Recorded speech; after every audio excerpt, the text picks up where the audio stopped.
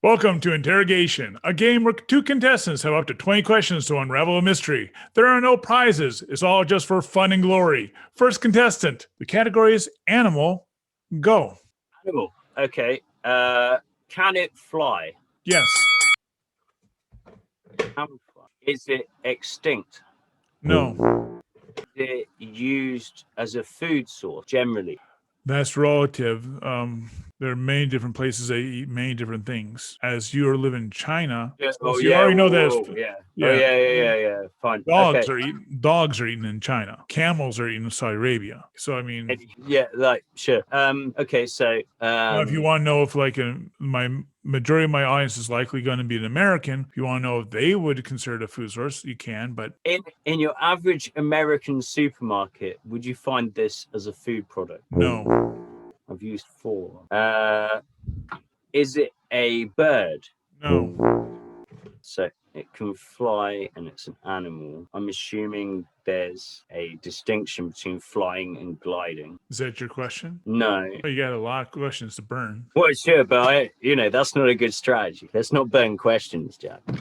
So we're gonna go with, right, it's not a bird and it flies. There's not a lot of things to do that. And now I've got bat in my head, and that's all I can really think. Is that your question? So I'm going to ask, is it a bat?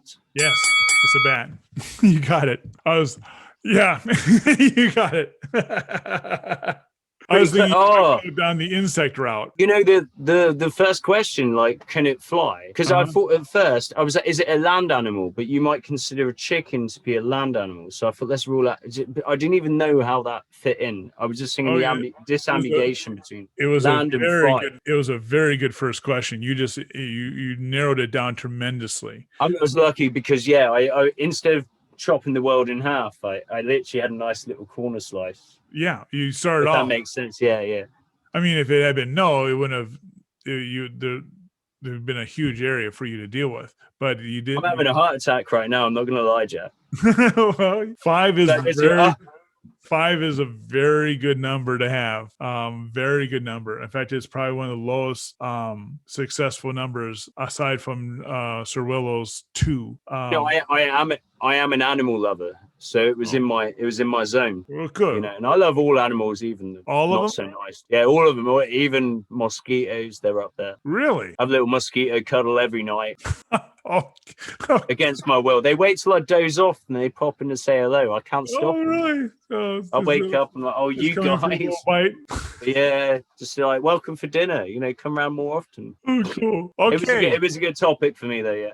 Thank you. Okay, good. What else can you tell us about your, first, again, tell what your YouTube channel's name is, and tell us something else about the channel that you haven't told us already in this competition series. Well, I actually started making YouTube videos back in, I think, 2006, 2007, quite a long time ago now. Wow. And I was actually studying filmmaking at university, and when I saw the Blair Witch Project, I was like, anyone could do this. Not like that, because I was, wow, it's genius. It's very effective, but at the same time, it's very achievable, And I thought, wow. I guess every video I've ever made, I've tried to kind of do the best I can, whilst at the same time making sure I have no resources. I hate resources. Take them away. Oh, really? Lock me in a room with a camera and see what I come up with after 6 weeks. Cool. Actually, that'd probably be fun. You'd have to edit down a lot. Oh, yeah. I actually went to Greece and we did like a 6-part series with me and my friend from school, Ben. We traveled around Greece during the Euro crisis, and that was the first time we did like a travel. And again, that was shot on like mobile phones and like little mini compact cameras, nothing fancy. And we just tried to put a story into our adventure, not hello, this is the news. Oh, sure. 7 people shot dead today. We'd be like, oh my God, I think 7 people were just shot dead today. It'd be more like naturalistic. And that's, and always try to have fun with life and see what's out there. And that's what we've been doing on the My Life in China series recently. Well, cool. Because you walk out the door and there's something crazy going on. It's just like we live in this gold mine of curiosity, and also it's nice to kind of build some bridges so we understand each other a bit more, because cultural languages and things, what they are. We're always like banging heads with people of other cultures. Excuse me. Okay. And languages, and maybe we should just try to get along, work together, and and it's kind of nice actually seeing like, oh, you might like salt and vinegar Pringles, you might like the chili heat wave ones, but we both like Pringles, and that's how the world should be. Everyone likes Pringles. Yep, that is true. But Pringles, that's a metaphor. Not don't eat Pringles; they're bad for you. No, but I do like their salt and vinegar. They're really good, aren't they? Yeah. And the honey mustard. I especially like the honey mustard. I like the barbecue ones as well. Yeah. Oh well, I can't eat them. I can't eat tomatoes. So they have some different flavors out in China. Oh, I bet they do. We've got like seaweed flavor Pringles. Wow, I'm not joking. The wasabi ones are good. Oh no, they don't. I've never seen them here. Those two. Honestly, I'll do a video about it one day. Oh, cool. You get some cool flavors of familiar things, though. Yeah, I guess like in China, Kit Kat is everything. Every flavor you can imagine. Yeah, every flavor you can imagine. They've done it in Japan. Kit Kat. Yeah. Like everything that any flavor, and they just regularly roll them on out. Where here in America, you don't lizard's toe flavored crisps, like or you could have marshmallow and prawns. Oh yeah. If you it's a hot day, you really want just an ice lolly, like an ice cream to like cool you down. You go to your local shop. Do you know what you'll see? What? Beef flavored ice cream. Beef. It literally tastes like green peas. Okay. They're so popular. Okay, I'll take your word for it. You can Does it taste good? I'm sure it's out there on Google if you want to check. But I don't know. Every time I go to the shop, I'm like, oh, there's something. That's not an ice cream flavor. But it is. People like it. It works. Oh, sure. I mean, I lived with a woman for 6 years. She is from Shanghai, China. And to her, licorice is a cooking ingredient and not a candy. And she never understood me eating licorice or eating licorice at a movie theaters. She just thought that was disgusting. And then she made rice. There's a time and place to eat licorice, and it's a movie theater. Yeah. I concur. But in China it's not. And then she made a dish. I think it's rice cakes, though, not the and then suddenly everything tastes. And they like the aniseed as well. They use that a lot. Yeah. And she flavored such a strong flavor. She flavored it with licorice, basically. Yeah. And this was for a dinner that she was trying to impress my mother with. And my mother had never tasted licorice as an ingredient in a meal. It's always been candied to her. Yeah, so that's going to be like jumping out on someone and going boo. Yeah, and my mom was very much, and my mom was still alive. My mom was very much she was very much a lady, and so her comment was, well, that was interesting. And Becky and Maggie just took that as, oh wow, that's so great, and then I had to tell her the truth after my mom left. It says, well, actually, when my mom says something is interesting, it means that it's usually pretty bad.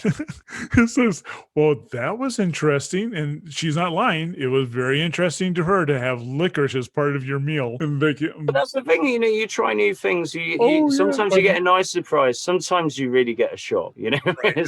For my mom, that was a shock. Never know. That'd be like having the noodles be peppermint flavor. Wow. And not being presented as dessert. This is just part of the main cuisine, and that's what licorice rice cakes were for my mom. And it was just hilarious because I knew what was going to happen. But yeah, that's a cultural thing. How some cultures have some ingredients that they view differently. Absolutely, yeah. Yeah. I mean, do you know, that's one thing that I've had actually, because I've had one or two people come through and sort of go, "Don't judge another culture," and I'm not, but to me this is new and it's a surprise. Sure. I mean, that's always how I want to come across. But, I've always enjoyed other cultures. In college, my best friend, who boy, if this show takes off, and there's some people in Pakistan, I'm trying to find my best friend in college. His name is Javeed Khan. He went to UW Platteville in the late 80s. If someone can help me get in touch with him, I've lost contact with him. But he was from Pakistan. But he was actually, his father was a CFO, I think, of an oil company. I think it was like Shell. I mean, they were rich. I mean, they had like 3 mansions in 3 different countries, etc. But he was actually raised in basically Saudi Arabia, and so that's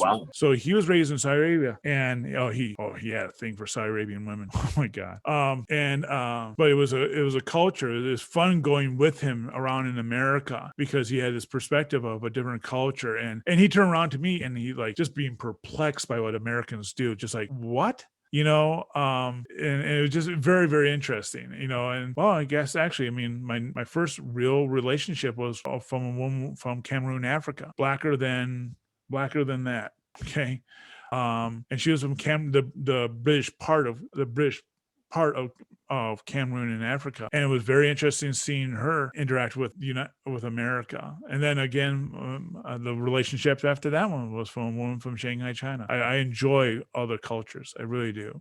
In fact, this channel takes off. My hope, my dream is to travel the world for the rest of my life, and then I'll be doing these competitions from wherever I'm at in the world. That's my dream, But right now, I think I'm at like 28 subscribers, so I got a ways to go. Got a little ways to go. Okay, but don't worry about that. I think I'm going to share this like there's no tomorrow. It's so much fun. I feel like honestly, it's like someone's looking down a gun at you. It's just it's so intense. But yeah, let's carry on. Let's get Frosty back. All right. Again, this is part 3 of a 5-part series. If you enjoy this, please subscribe to the channel. If you are a YouTuber, podcaster, or an author and would like to appear on this show as a contestant, then the link is a link in the description, takes you to a contestant application form. Please fill it out. I'd love to have you on the show. After this commercial break, we'll see how Frosty does. We'll be right back. Welcome back to Interrogation. Frosty, would you tell us something else about your YouTube channel? Yeah, this is something interesting I want to talk about my YouTube is that other than building and painting from scratch the miniatures, I haven't told you that building the miniatures take a lot of time. You have to glue, you have to sand and make sure everything is smooth. There's no like holes the paint can seep through and then it will look ugly. I also buy miniatures pre-assembled and painted by someone. It's usually it looks like this, very small, you cannot see anything. Still as tiny as ever.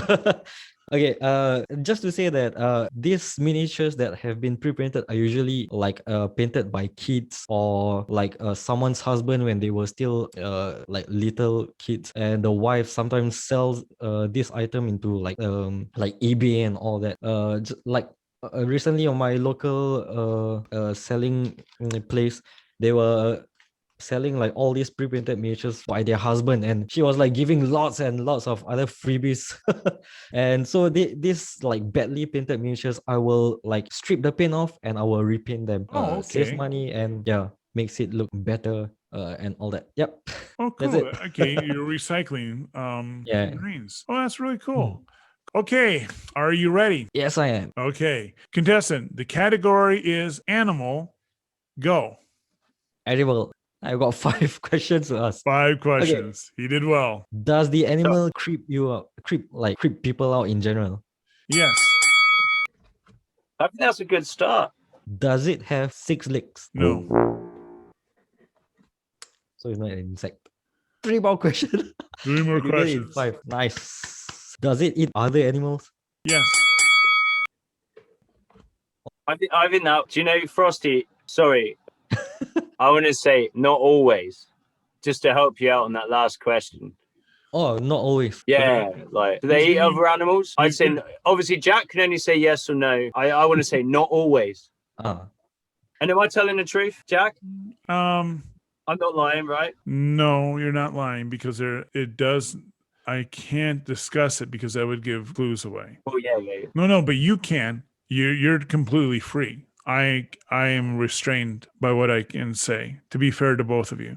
Although right now he's got 2 questions, so I mean, no. We could put this on a silver platter right now. Does it even have legs? Yes, it does. 1 question. What animal has no legs? Snails. Worms. What is that? The animal kingdom is, the animal kingdom basically they're full of things like snakes. Snakes don't have legs. Yeah. Fine. And the animal kingdom is huge. Anything fish are animals too, Yeah, fish are animals too. Worms are animals. 1 question. Is creepy You're right. It creeps some people Really out. creepy. Okay. It doesn't have 6 legs, but it does have legs.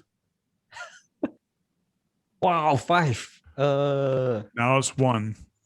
It creeps and sometimes eat other animals. Wait, this last one is it should be an answer, right? Yes, it should be an answer. You should be naming an animal. I think Dave we got should try really and narrow it down. Yeah, Dave got really lucky by his first question, narrowed it tremendously down. That's It what wasn't luck. Well, it It was science. I it used science. was, Oh my god. it was luck. he asked the question, he narrowed it down really quick. Am I is my question quite narrow or is it? Well, very right now far? you'd have to name an animal because you have one question left. A Freak chimpanzee. people out and has legs. Chimpanzee? Yeah. No, it was the animal was a bat. Oh, I thought when you said does it creep people out, I thought, okay, hey, that's not that bad of a question. You know, Yeah, I thought I was oh no, that's a good start. I thought it was okay, because there's and bats do freak. I mean, when I was growing up, we lived on a golf course, and the golf course they have a pond in the middle of the golf course that they actually use as their water reserve to run all their sprinklers out of, and they had a bat house over the pond, and these bats would come out at night and eat all the mosquitoes, all the insects. Oh, And it would freak out the girls in our neighborhood. It would, if these bats came and hit their hair, which they're not, the bats aren't trying to attack us. They're just eating the insects that are flying around us. They're actually doing us a favor. But boy, when they hit the hair, these girls would let out a bug curdling scream you can't imagine, and they would run for it. Unfortunately, us guys, we would take our flashlights and beam it at the bats, and that would cause them to fall down. You know, we're kids. You know, we never tried to kill a bat, to my knowledge. But that's what. So yeah, they can creep people on out. I mean, there is Batman. You know. Okay. they poop a lot, right? What? They poop a lot, right? They have a very distinct like poop. Yeah. Yeah. Iguana. Yeah. Yeah. And Yeah, you can make pots out of it. Yeah, and also they've used it as fertilizers. They've had the caves where these things are at, that would be mined for just their poop, because there's a huge what is it? Biofuel kind of. You can burn it like peat, right? Yeah, but it's also a fertilizer. That's mainly just a huge amount of it, you know. And I've gone in caves where there's bats, where you're walking and you look up there, and you're not allowed to use a flashlight up there because you don't want to disturb the bats, but they have enough lighting in the cave that you can see all these bats all over. And where we were walking, they had a little cover on top, which was a plexiglass cover, because these bats would poop all the time.